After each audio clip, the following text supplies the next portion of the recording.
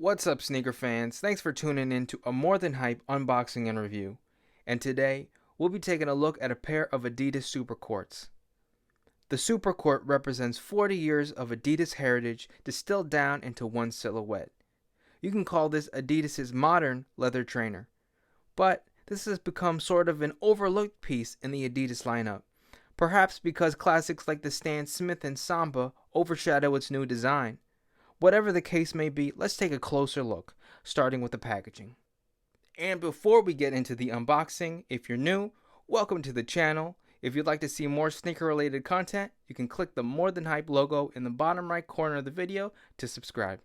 So these come in a regular Adidas Originals box in royal blue, white stripes across the top, slightly glossy finish, nothing unexpected.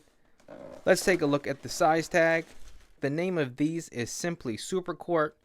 The style code is EH1690. I find these fit true to size compared to other Adidas Originals. So for example, I also wear a size 8 in Stan Smiths and Continental 80s. I got a size 8 in these and I like the fit. So first impressions, the build quality of these to me looks great. The quality of the upper materials are really nice, especially considering the price. $90 retail for this pair, but these have no hype behind them, so you can routinely find them for much cheaper. I'll leave a link in the description for this exact pair, straight from Adidas, on sale for $72 at the time of recording. I really also like the contrast of materials on the toe box with the black suede, which really pops. But let's get both pairs out and take a closer look, starting with the upper. The majority of the upper is in this smooth black leather that's just slightly tumbled and really soft. Some perforations on the quarter panel here representing the 3 stripes of Adidas, and you get that on both sides of the shoe. Also adds a little bit of breathability. On the toe, like I mentioned before, this suede accent piece really adds some nice dimension to the paddling of this shoe and kind of breaks up the monotony of a fully smooth leather upper. To me, this looks like a much more premium, expensive shoe than it actually is, especially with these gold accents you get on the upper. Starting with, at the bottom of the laces, this gold double. On it reads the brand with 3 stripes in French, or La marque aux 3 bandes. You also get this really nice stamped tongue, reading Adidas with the Originals trefoil logo. This piece feels really high quality, won't be falling off anytime soon. And while we're on the topic of the tongue, I think these have the perfect size tongue as far as height goes. I don't mind those super high tongues on sneakers, but they just have to be proportional to the rest of the shoe. And I think they hit it right on the money with this one. You also get some nice stitching around the edges of the tongue, and it is also lightly padded. And lastly, you get some gold hits on the aglets of the laces, and you even get an extra set of laces with those same gold aglets if this all black upper isn't your thing.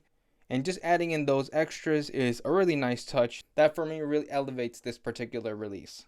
On the heel, you get this white piece of leather with the Adidas trefoil logo embossed in, as well as a really unique stitching job. Moving on, inside you get a blue ortholite insole, and you know how I feel about these. They're not the best. They start out feeling really good, but I find they bottom out within a few months.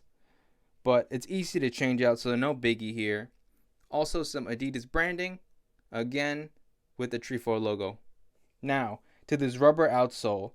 I love the chunky look this has, as well as the lines and designs in it. These obviously don't have a midsole, which makes them extremely flexible and easy to wear. Stitching just around the toe compared to other cup sole type shoes like the Stan Smith, where the stitching goes around the whole entire shoe. And on the outsole, we get some really interesting traction patterns. The majority of the outsole is covered in this herringbone, but we do have a couple patches of that wavy traction pattern you'd find on a Samba. We also have some flex grooves around the forefoot for added flexibility. And finally, to top it all off, some Adidas branding again on the heel. Overall, the Adidas Supercourt is a solid addition to the already classic Adidas Originals lineup. Stan Smiths, Then Sambas are Adidas' best-selling leather trainer, and that probably won't change anytime soon. The Supercourt is for the person who doesn't want to wear the same Adidas trainer everyone else is. This silhouette, while hardly iconic, holds its own as another great go-to shoe you can easily wear and beat up. Adidas' own marketing slogan for the Supercourt was "Made with care, worn without," and I think that perfectly embodies what this pair is all about. And that brings us to the end of this review. Thanks for watching.